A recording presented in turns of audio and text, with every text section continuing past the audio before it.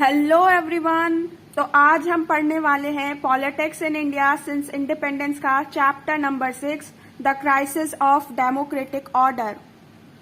तो इससे पिछली वीडियो में हमने देखा कि कैसे 1974-75 के टाइम पे अलग अलग जगह पर प्रोटेस्ट हो रहे थे कांग्रेस के खिलाफ।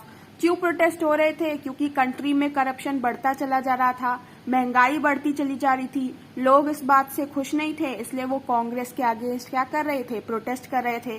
फिर हमने देखा कि कैसे गवर्नमेंट और जुडिशरी की बन नहीं रही थी। जुडिशरी कह रही थी कि गवर्नमेंट किसी से उसके फंडामेंटल राइट छीन नहीं सकती या उसको सस्पेंड नहीं कर सकती, और गवर्नमेंट का मानना था कि वो ऐसा कर सकती है।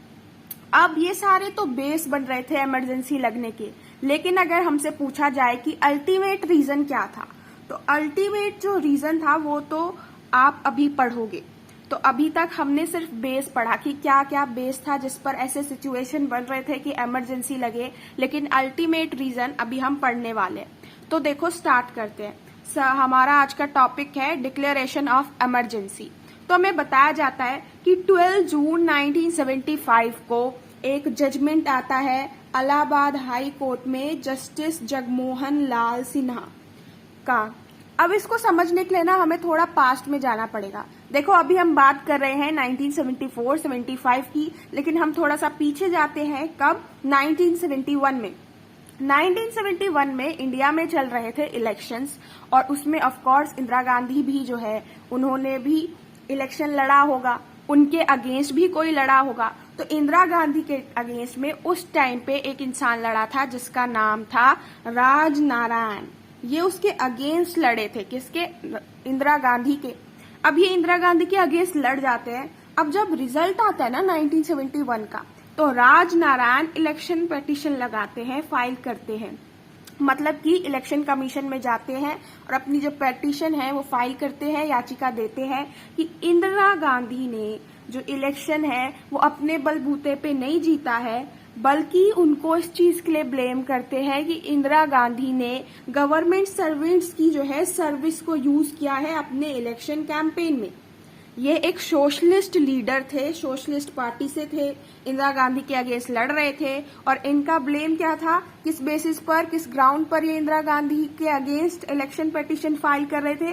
कि इंदिरा गांधी ने गवर्नमेंट सर्वेंट्स की सर्विस को यूज किया है अपने इलेक्शन कैंपेन में, जो कि अगेंस्ट है क्या? रूल के, कि ऐसा रूल है कि आप उनकी सर्विस को यूज नहीं कर सकते, लेकिन फिर भी इंदिरा गांधी ने किया।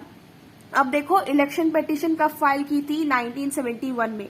लेकिन जब जजमेंट आता है वो कब आता है? 12 जून 1975 को। और ये मसला कहाँ चल रहा होता है? इलाहाबाद हाई कोर्ट में। तो इलाहाबाद हाई कोर्ट में जस्टिस जगमोहन लाल सिन्हा अपना एक जजमेंट सुनाते हैं, और उस जजमेंट में वो कहते हैं कि इंदिरा गांधी ने गवर्नमेंट सर्वेंट्स का यूज किया अपने इलेक्शन कैंपेन में, ये बात साबित हो चुकी है। इसीलिए इंदिरा गांधी का जो इलेक्शन है वो इनवैलिड हो गया। अब इंदिरा गांधी जो है एमपी नहीं रह पाएंगी, और जाहिर सी बात है एक इंसान को प्राइम मिनिस्टर बनने के लिए एमपी होना जरूरी है। अगर इंदिरा गांधी एमपी नहीं रहेगी तो वो प्राइम मिनिस्टर भी नहीं रहेगी। तो उनके पास चांस है कि आने वाले 6 महीने में फिर से इलेक्शन होगा और वो उस इलेक्शन में जीते, तभी वो एमपी और प्राइम मिनिस्टर रह पाएंगी, नहीं तो नहीं रह पाएंगी। तो अब क्या होता है? उनका इलेक्शन इनवैलिड घोषित कर दिया जाता है, और ये कहा जाता है कि वो एमपी या प्राइम मिनिस्टर नहीं रह पाएंगी। अब इस जो मुद्दे को उठा के सुप्रीम कोर्ट ले जाया जाता है। तो 24 जून को 1975 में ही सुप्रीम कोर्ट भी एक पार्शियल स्टे ऑर्डर दे देता है। मतलब कि हाई कोर्ट की बात को पूरी तरीके से नहीं मानता है, बल्कि सुप्रीम कोर्ट कहता है कि अभी जो है वो हाई कोर्ट के ऑर्डर को हम पूरी तरीके से नहीं मानते, अभी हम कार्रवाई कर रहे हैं क्योंकि सुप्रीम कोर्ट में केस चल रहा है। तो अभी जब तक केस चल रहा है तब तक के लिए इंदिरा गांधी एमपी तो रहेंगी, लेकिन लोकसभा के किसी भी प्रोसीडिंग्स में भाग नहीं ले सकती, उसका हिस्सा नहीं बन सकती। तो यही था एक अल्टीमेट रीजन कि इंदिरा गांधी का इलेक्शन जो है इनवैलिड घोषित कर दिया गया था। और ये सब कहते हैं कि ये अल्टीमेट रीजन था इमरजेंसी लगने का। ऐसा क्यों? देखो हमने उस टाइम पे पढ़ा कि उस टाइम पे बहुत ज्यादा प्रोटेस्ट हो रहे थे। जयप्रकाश नारायण, अपोजिशन के जो लीडर्स थे, अपोजिशन पार्टीज थी, वो मिलकर जो है प्रोटेस्ट कर रही थी। अब उन्हें एक और मुद्दा मिल गया पब्लिक में उछालने का। देखो, जैसे ही पता चला कि इंदिरा गांधी का इलेक्शन इनवैलिड है, इन लोगों ने प्रोटेस्ट करना शुरू कर दिया। जयप्रकाश नारायण ने तो दिल्ली रामलीला ग्राउंड में 25 जून को 1975 में बहुत बड़ी सी एक तरीके से रैली की, एक मैसिव डेमोन्स्ट्रेशन किया, बहुत ज्यादा प्रोटेस्ट किया। और प्रोटेस्ट में क्या किया, क्या मांग रखी? मांग यही रखी कि इंदिरा गांधी अपना इस्तीफा दो और साथ ही साथ जितने भी गवर्नमेंट एम्प्लॉयज थे, चाहे वो आप पुलिस में काम कर रहे हो या आर्मी के हो या फिर और भी गवर्नमेंट एम्प्लॉयज थे, उनसे ये आग्रह किया कि आप गवर्नमेंट की बातों को मत मानो, उनके इलीगल और इमोरल ऑर्डर्स को फॉलो मत करो। एक तरीके से वो ये कह रहे थे कि इंदिरा गांधी की बात को मत मानो। अब इससे क्या हुआ, खतरा हो गया। अब देखो, अगर एक जगह पर गवर्नमेंट एम्प्लॉयज गवर्नमेंट का काम ही नहीं करेंगे तो काम कैसे थम जाएगा, कंट्री की जो सिचुएशन है कैसे रुक जाएगी, स्टैंड स्टिल हो जाएगी। क्यों? क्योंकि अब कोई काम ही नहीं होगा, ना ही लॉ एंड ऑर्डर को देखा जा रहा है, ना ही आर्मी बॉर्डर की सुरक्षा कर रही है, ना ही बैंक्स में कोई काम हो रहा है, तो काम तो एकदम से रुक जाएगा। और क्या ये कंट्री के लिए अच्छी बात है? तो नहीं, बिल्कुल नहीं है। अगर लॉ एंड ऑर्डर पे ध्यान नहीं दिया जाएगा तो क्या होगा, क्राइम बढ़ जाएगा। तो ऐसी उस टाइम पे दिक्कतें आ सकती थी। इसीलिए लोग कह रहे थे कि ये सही नहीं था गवर्नमेंट एम्प्लॉयज को कहना कि आप इलीगल इमोरल ऑर्डर्स को फॉलो मत करो। अब इस चीज का आंसर इंदिरा गांधी कैसे करती है? इंदिरा गांधी इस चीज का आंसर करती है स्टेट ऑफ इमरजेंसी लगाकर। 25 जून 1975 को लग जाती है इमरजेंसी। किस बेसिस पर लगती है? इंदिरा गांधी कहती है थ्रेट ऑफ इंटरनल डिस्टर्बेंस के बेसिस पर आर्टिकल 352 लगा रहे हैं। आर्टिकल 352 कहता है कि अगर देश में लगता है कि इंटरनल थ्रेट है या फिर बाहर की कंट्री से बहुत ज्यादा सीरियस थ्रेट है, एक्सटर्नल थ्रेट है, तो आर्टिकल 352 में कंट्री में इमरजेंसी लगाई जा सकती है इन दो बेसिस पर। और वही इंदिरा गांधी ने किया। इंदिरा गांधी ने सीधा इमरजेंसी लगा दी। अब ये लिखा हुआ है कि इमरजेंसी लग गई, लेकिन इमरजेंसी के लगने से हुआ क्या? तो देखो, हमारे कॉन्स्टिट्यूशन में सीधा सीधा लिखा हुआ है कि अगर इमरजेंसी लग जाती है तो नॉर्मल डेमोक्रेटिक पॉलिटिक्स फंक्शन नहीं करती है। क्यों? क्योंकि डेमोक्रेसी तब रह नहीं जाती है एक तरीके से, क्योंकि जितना भी सेंट्रल गवर्नमेंट का पावर है वो बढ़ जाता है। देखो, अभी क्या है, स्टेट के पास पावर है और यूनियन यानी कि सेंटर के पास भी पावर है और स्टेट के पास भी पावर है। लेकिन जैसे ही एक बार ये इमरजेंसी लग जाती है, स्टेट की पावर भी सेंटर के पास चली जाती है। सेंटर को स्पेशल पावर्स मिल जाती है, इतनी स्पेशल पावर्स मिल जाती है कि वो फंडामेंटल राइट जो है लोगों के, उसको भी सस्पेंड कर सकती है, कर्टेल कर सकती है, मतलब कि हटा सकती है। और यहाँ पर नॉर्मल डेमोक्रेटिक पॉलिटिक्स फंक्शन नहीं करती। यही हमको बताया हुआ है कि ऐसी सिचुएशन उस टाइम पे बन जाती है। इसलिए सब कहते हैं कि इमरजेंसी थोड़ा अलग सा फिनोमिना है, जहाँ पर नॉर्मल डेमोक्रेटिक पॉलिटिक्स फंक्शन नहीं कर सकती। यहाँ पर सेंट्रल गवर्नमेंट को कुछ स्पेशल पावर्स मिल जाती है। एक तरीके से सारी पावर्स जो है वो सेंट्रल गवर्नमेंट को ही मिल जाती है। अब देखो कैसे हमारे यहाँ पर इमरजेंसी लगी है, बताया गया। तो रात को 25 जून 1975 को इमरजेंसी लगती है।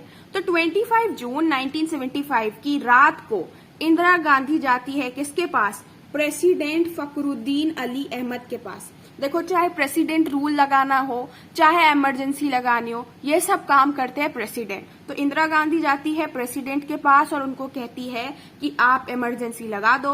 प्रेसिडेंट सीधा इमरजेंसी लगा भी देते हैं।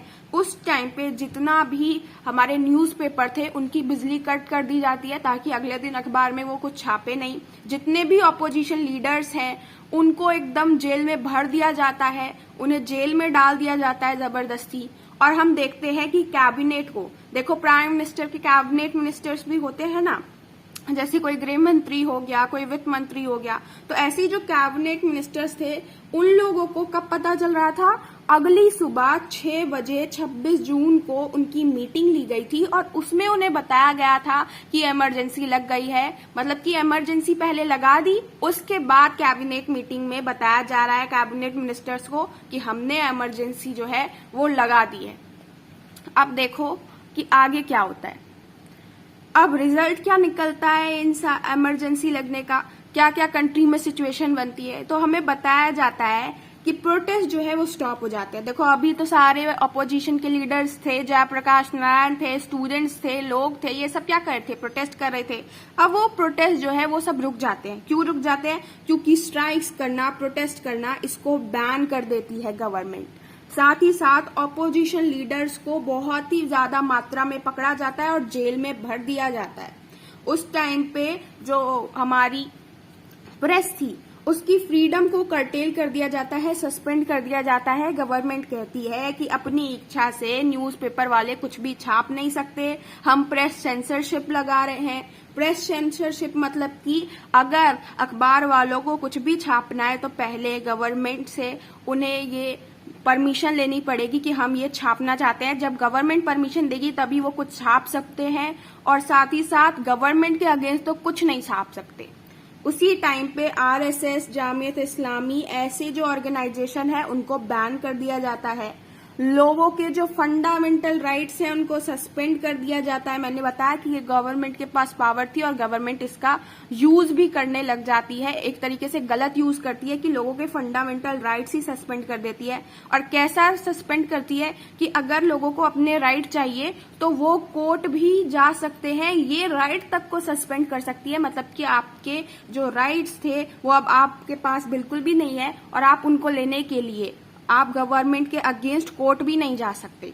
ऐसा उस टाइम पे सिचुएशन बनाई जाती है। फिर क्या होता है, हमें आगे देखने को मिलता है कि प्रिवेंटिव डिटेंशंस का बहुत ज्यादा यूज किया जाता है। प्रिवेंटिव डिटेंशन क्या मतलब, डिटेंशन होता क्या है, किसी को हिरासत में लेना। अब देखो नॉर्मली होता क्या है, अगर किसी पर पुलिस को शक है कि इसने कुछ गलत किया है या एक्चुअल में पुलिस को पता है कि हाँ एक्चुअली इस इंसान ने गलत किया है, तो पुलिस क्या करेगी, उसको अरेस्ट कर लेगी। लेकिन यहाँ पर पुलिस किस बेसिस पर अरेस्ट करी थी कि आपने कोई क्राइम नहीं किया है। हमें भी पता है कि आपने कोई क्राइम नहीं किया है और आप पर हमें शक भी नहीं है, पर हमें ऐसा लगता है कि इन फ्यूचर आप कोई क्राइम कर सकते हो, आप गवर्नमेंट के अगेंस्ट कुछ काम कर सकते हो, इसीलिए हम आपको अरेस्ट कर रहे हैं। ऐसा किया जा रहा था उस टाइम पे। और उस टाइम पे क्या हो रहा था, हबियस कॉर्पस पिटीशन जो है वो लगाने का अधिकार भी नहीं था। ये क्या था, हबियस कॉर्पस पिटीशन एक तरीके से ऐसी पिटीशन है जहां पर जिस इंसान को अरेस्ट किया जाता है वो कोर्ट में जा सकता है, अपना जो अरेस्ट हुआ है उसको चैलेंज कर सकता है और कह सकता है कि मुझे बताना चाहिए कि किस बेसिस पर मुझे जो है अरेस्ट किया जा रहा है। ये होता है हबियस कॉर्पस पिटीशन। अब क्या होता है, ये लगाने के भी लोगों को राइट नहीं दिए जाते हैं। काफी सारे लोग जो अरेस्ट हुए थे उनके बेसिस पर, उनके बिहाफ पर किसी और ने पिटीशन लगाई थी उनके अरेस्ट को चैलेंज करते हुए, लेकिन उनकी बात भी सुनी नहीं जाती है। हाँ, हाई कोर्ट वगैरह जो है वो लोग कहते हैं कि इनकी बात जो है सुनी जानी चाहिए, हमारे पास राइट है कि हम इन्हें फंडामेंटल राइट दिलाएं। तो अप्रैल 1976 में सुप्रीम कोर्ट जो है वो इस बात को नहीं मानता जो हाई कोर्ट कह रही थी कि नहीं, लोगों के पास राइट होने चाहिए। सुप्रीम कोर्ट बल्कि गवर्नमेंट का ही साइड लेता है और कहता है कि गवर्नमेंट जो है वो लोगों के फंडामेंटल राइट्स को कर्टेल कर सकती है। तो ये जजमेंट आता है। इसका मतलब क्या हुआ कि एक इंसान को अगर अरेस्ट कर लिया गया तो उसके पास कोई राइट नहीं है कि वो अपने अरेस्ट को चैलेंज कर सके। तो एक तरीके से कोर्ट के दरवाजे उसके लिए बंद हो गए। साथ ही साथ अगर एक इंसान को अरेस्ट किया जा रहा है तो गवर्नमेंट ये भी सही नहीं समझती कि मैं इस इंसान को बता दूं कि एक्चुअल में उसको अरेस्ट किया तो किया क्यों। अब हमने देखा कि उस टाइम पे और क्या चल रहा था, ऐसा नहीं था कि सब कुछ अगेंस्ट ही चल रहा था। कुछ लोग इस चीज को रजिस्ट करने के लिए इमरजेंसी के अगेंस्ट भी आवाज उठा रहे थे। जैसे काफी सारे लीडर्स जो थे जिनको पहली वेव में जो है अरेस्ट नहीं किया गया वो अंडरग्राउंड हो गए और अंडरग्राउंड होकर उन्होंने अपना काम किया। न्यूज़पेपर जैसे कि इंडियन एक्सप्रेस, स्टेट्समैन, इन्होंने क्या किया कि अगर ये गवर्नमेंट के खिलाफ कुछ छाप नहीं सकते थे या रियलिटी नहीं बता सकते थे तो ये खाली ब्लैंक स्पेस जो है वो खाली पेजेस या खाली स्पेस जो है वो एरिया छोड़ देते थे, एक तरीके से प्रोटेस्ट करते हुए कि अगर हमें खबर नहीं छापने दिया जा रहा तो हम ऐसे ही खाली पेपर छाप देंगे। उसी टाइम पे मैगजीन जो थे, सेमिनार, मेन स्ट्रीम, इन्होंने सीधा बंद होना ही सही समझा। उस टाइम पे जो जर्नलिस्ट थे, कुछ ऐसे जर्नलिस्ट थे जिनको इसलिए अरेस्ट किया गया क्योंकि वो गवर्नमेंट के अगेंस्ट लिख रहे थे। उस टाइम पे हमें बताया गया है कन्नड़ राइटर शिवाराम करांत जिन्हें पद्म भूषण मिला है और हिंदी राइटर फणीश्वर नाथ रेणु, जिन्हें की पद्मश्री मिला है, इन्होंने अपने अवार्ड जो है वो रिटर्न कर दिए थे, ये दिखाते हुए कि हम इमरजेंसी का विरोध कर रहे हैं। लेकिन ऐसी रेजिस्टेंस जो थी वो कम ही देखने को मिली थी। उस टाइम पे एक और काम हुआ था कि इंदिरा गांधी बहुत सारे अमेंडमेंट लेकर आई थी। अभी अभी हमने पढ़ा कि अल्टीमेट रीजन क्या था। अल्टीमेट रीजन तो यही था कि इंदिरा गांधी का इलेक्शन जो था वो इनवैलिड घोषित कर दिया गया था। तो इंदिरा गांधी ने इमरजेंसी एक तरीके से इसी कारण से लगाई थी। तो अमेंडमेंट लेकर आई। वो क्या अमेंडमेंट लेकर आई? इंदिरा गांधी ने कहा कि अब से कोई भी प्रेसिडेंट, वाइस प्रेसिडेंट और प्राइम मिनिस्टर के इलेक्शन को चैलेंज ही नहीं कर सकता है। ये पहला अमेंडमेंट लेकर आई। फिर दूसरा अमेंडमेंट लेकर आई 42nd अमेंडमेंट। ये अमेंडमेंट भी उस टाइम पे उन्होंने पास किया। तीसरा अमेंडमेंट उन्होंने कहा कि इंडिया में जो लेजिस्लेचर का टर्म होता है 5 इयर्स, लोकसभा में एक मेंबर 5 साल के लिए चुना जाता है, उसको बढ़ाकर 6 साल के लिए कर दिया गया। और ये सिर्फ इमरजेंसी पीरियड के लिए नहीं, इमरजेंसी खत्म होने के बाद भी एक लोकसभा का मेंबर 5 साल नहीं बल्कि 6 साल के लिए चुना जाएगा। साथ ही साथ उन्होंने क्या कहा? उन्होंने ये भी कहा कि इमरजेंसी के टाइम पे एक इलेक्शन को हम 1 साल के लिए और ज्यादा पोस्टपोन कर सकते हैं। तो एक तरीके से अब जो इलेक्शन होंगे वो 1978 में होंगे। तो ये कुछ अमेंडमेंट वो लेकर आई थी उस टाइम पर। तो ये हमने देखा इमरजेंसी क्या थी, कैसे लगी, उस टाइम पे क्या अमेंडमेंट आए। अब हम देखते हैं कि इमरजेंसी से हमको क्या सीखने को मिला, क्या हमें लेसन सीखने को मिले। तो इमरजेंसी लगने से हमें हमारी वीकनेस भी पता चली और अपनी स्ट्रेंथ भी पता चली। हमें ये भी पता चला कि हमें क्या कमी है और ये भी पता चला कि हमारे पास क्या हमारी स्ट्रेंथ है, क्या है हमारी ताकत।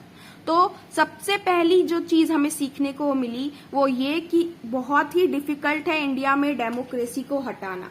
क्यों? क्योंकि देखो इमरजेंसी 75 में लगी थी और 77 में जाकर हट गई थी। तो कितना ही वो इमरजेंसी डिक्टेटरशिप जैसी लगी हो, लेकिन फिर भी लोगों की भावनाएं कैसी थी कि हमको डेमोक्रेसी चाहिए। तो क्या हुआ? डेमोक्रेसी ज्यादा लंबे समय तक इंडिया से हट नहीं पाई। कुछ ही टाइम बाद इलेक्शन कराने पड़ गए थे, 77 में ही इलेक्शन कराने पड़ गए। तो ये बताना था कि इंडिया से डेमोक्रेसी को हटाना बहुत ही ज्यादा मुश्किल है। दूसरा कि इमरजेंसी में हमने पहले क्या कहा कि इंटरनल थ्रेट है, इंटरनल डिस्टरबेंस है, इसलिए हम इमरजेंसी लगा रहे हैं।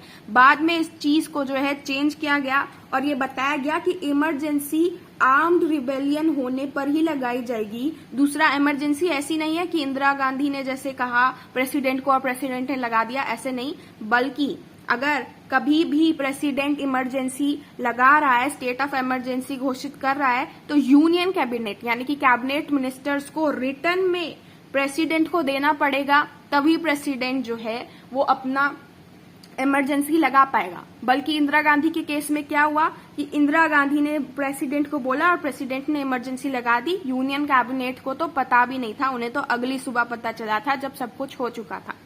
तीसरा लेसन हमको क्या सीखने को मिला? हमें वैल्यू ऑफ सिविल लिबर्टीज पता चली। हमें पता चला कि हमारे राइट्स की क्या वैल्यू है। उस टाइम पे जो सुप्रीम कोर्ट ने जजमेंट दिया था कि गवर्नमेंट किसी से किसी के राइट छीन सकती है, लोगों से उनके राइट छीन सकती है, ये बहुत ही कॉन्ट्रोवर्शियल जजमेंट था।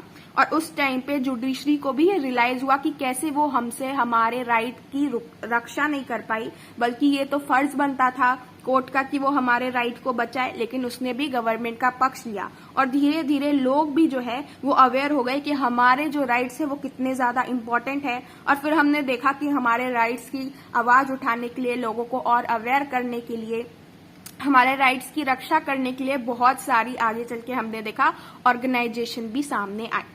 उस टाइम पे हमने 2 चीजें और सीखी। तो ये तो 3 लेसन सीखे हमने। अब हमने 2 चीजें और उस टाइम पे हमारे सामने क्वेश्चन खड़ी थी कि क्या डेमोक्रेसी में क्या किसी को इतना अधिकार है कि वो प्रोटेस्ट करते करते गवर्नमेंट की फंक्शनिंग को रोक दे, या फिर ऐसा लोगों से कहे कि आप तो गवर्नमेंट को बिल्कुल भी फॉलो ही मत करो, गवर्नमेंट एम्प्लॉयज से ऐसी अपील कर दे, आर्मी और पुलिस से ऐसी अपील कर दे कि आप गवर्नमेंट की बात बिल्कुल ही मत मानो। क्या ऐसा हो सकता है?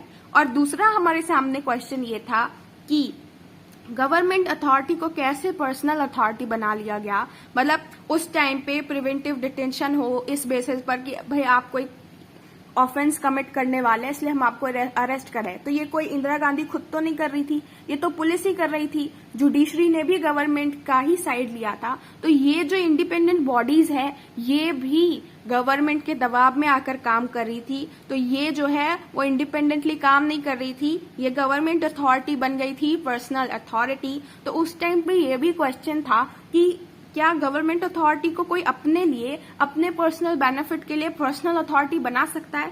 और ये प्रॉब्लम हमें 1975 में जब इमरजेंसी लगी और जब 77 में हटी, उसके बाद भी देखने को मिला कि गवर्नमेंट अथॉरिटीज को पर्सनल अथॉरिटीज बना लिया जाता था। तो ये तो हमने देखा कि क्या क्या लेसन थे इमरजेंसी के। नेक्स्ट वीडियो में हम नेक्स्ट टॉपिक कवर करेंगे। तब तक के लिए बाय बाय।